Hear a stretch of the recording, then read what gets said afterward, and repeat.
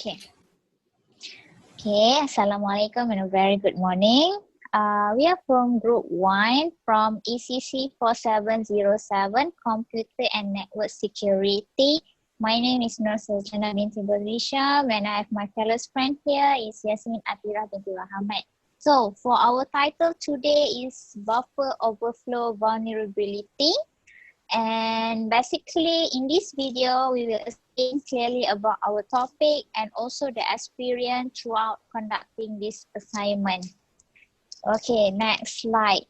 First of all, what is a buffer overflow? Buffer overflow is a condition exist when a program attempts to put more data in a buffer than it can hold, or when a program attempts to put a data in a memory area past a buffer. This is like this. First thing off, buffer overflow is basically a state where occur when written software write a string into an array, piece of memory, and the length exceeds the size that have been determined. So when this happens, it leads to overflow the memory and override the neighboring function in the memory. A buffer overflow vulnerability is the flaw in a program that allow an exploit to create a buffer overflow condition, which can be leveraged for a BOA, which is a buffer overflow attack. Okay, these buffer overflow vulnerabilities are particularly dangerous because BOA can be tailored to any of the 5 broader classes of computer vulnerabilities, which is the first one is the denial of service. The second one is the remote code execution. The third one is information disclosure. Fourth one is authentication bypass. The fifth one is authorization bypass.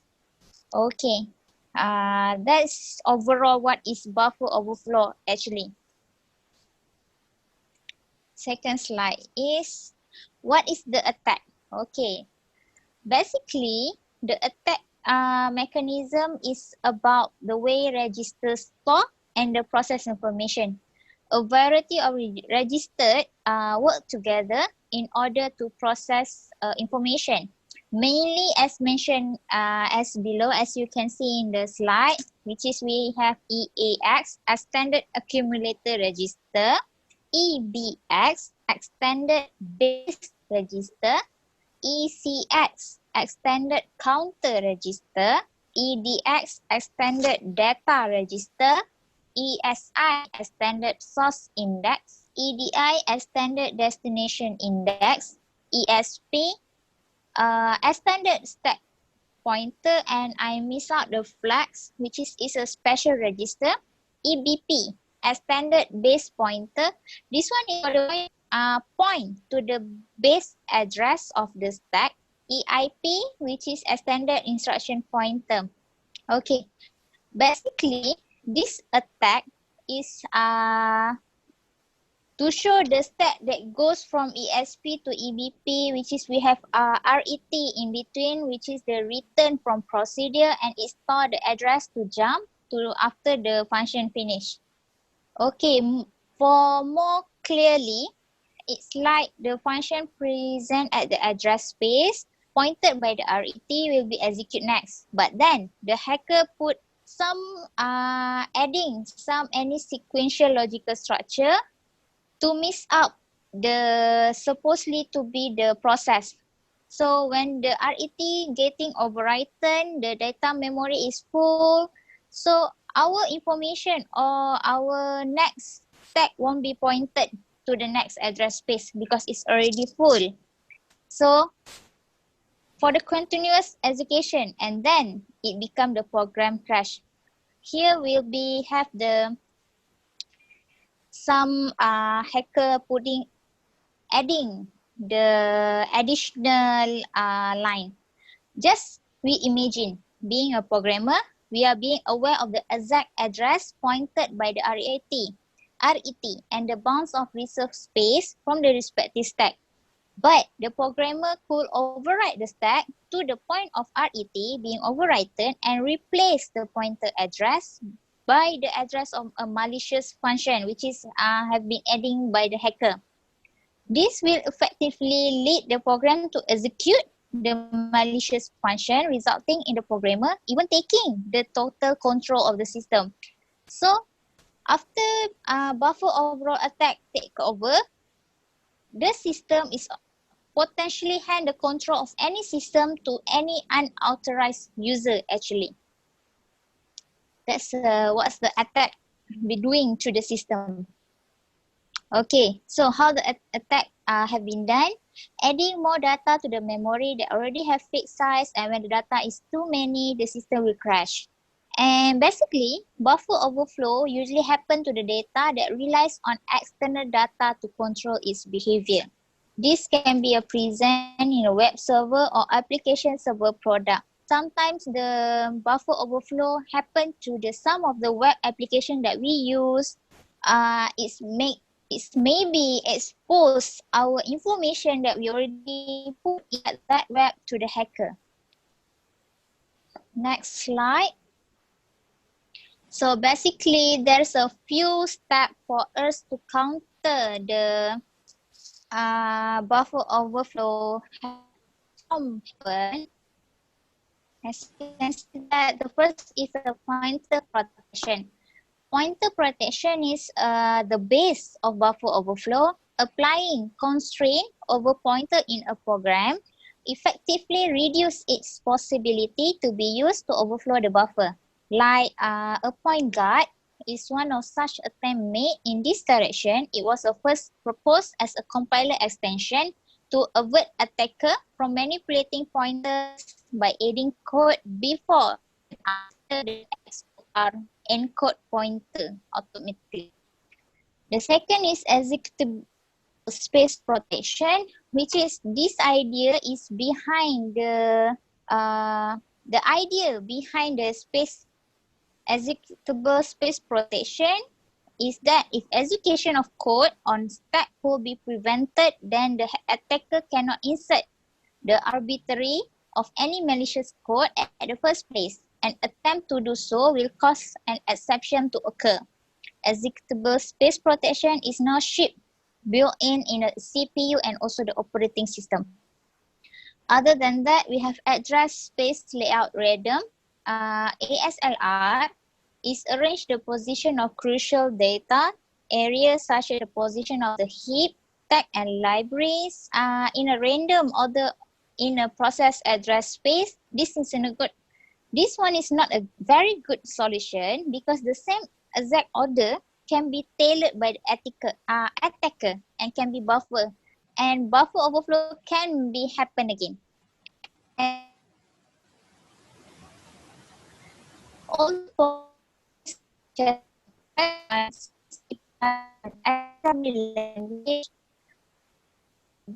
was not an available feature for a long time. This language need to be very carefully looking and is work very close to the hardware and empowered by the program itself to control the memory and address. Nevertheless, the new machine language, it's already have its own style to take care of the buffer overflow. Okay, the last one is testing. We can do the continuous monitoring of the system memory resource, very crucial, and can stop computing disaster from happen. Most recent happen in Linux. Oh, okay. So we can keep continue to testing our computer, to testing our code, to say even is that buffer overflow attacker our system? That's one the last choice lah, because it's a very crucial and it can stop computing the disaster from happening. That's all from me. I pass the ball to Yasmin to continue presenting. So I'm Yasmin and I'm going to continue presenting, and mostly I'm going to present about the testing part. So first of all, this is the website of what Prof has given to us, and it's kind of a lab where we test the buffer overflow vulnerability. So what we need is a Linux OS, but since I'm using Windows on my laptop, so I downloaded the VirtualBox and downloaded Ubuntu inside. First of all, I'm going to explain a bit about the code. And this is stack.c where the vulnerable program stays at, and this is a 24 buffer slots, and the string given is 517. So 517 string is trying to overwrite into the 24 slots buffer. So 517 minus 24, there are more or less another 500 data that is trying to overwrite the program, and this is where it will overflows and causing the website or any apps to crash. This is exploit.c where it is a program that outputs something that is called a bad file. The bad file is imported in stack.c, and stack.c will use the bad file to write to one of its buffer. And this is the shellcode that we will launch in the terminal. So first of all, before we start doing anything, we need to disable all the countermeasures inside the virtual box, since Linux and Ubuntu has implemented several security mechanisms so that they can make the buffer overflow attack difficult. So we need to simplify our attacks, we need to disable them first. So the first code is to disable the address space randomization. This is the executable stack, and also the stack guard protection. Disable the stack guard protection. And this code, the chmod 4755 stack, is to ensure that the shellcode is being launched in root mode. So we're calling the try to launch the code, and after we launch it, we're supposed to get something like this. It's supposed to show the ID, the hashtag ID, but I'm not sure what happened with, maybe there's something wrong with the code, but I've tried to debug it several times and it's still the same. So moving on to next task is where we try the same process, but by enable the space layout randomization again. Actually, before that, all pointers are always placed at the same place, but when we add this space randomization, the stack frame can be located anywhere in the memory.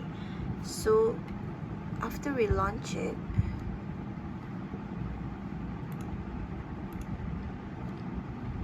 this is the code where we launch it. This is where we enable back the randomization, and after we launch it, we try to make a loop, and what it shows is segmentation fault, and this message will go on and on and on until a few minutes, not a few, maybe sometimes it could go until maybe 40 minutes.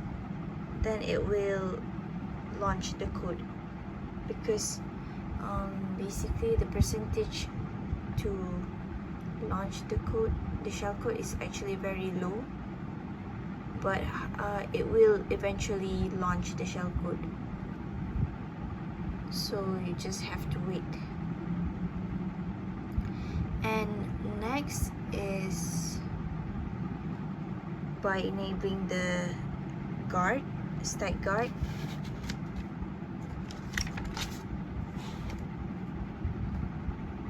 So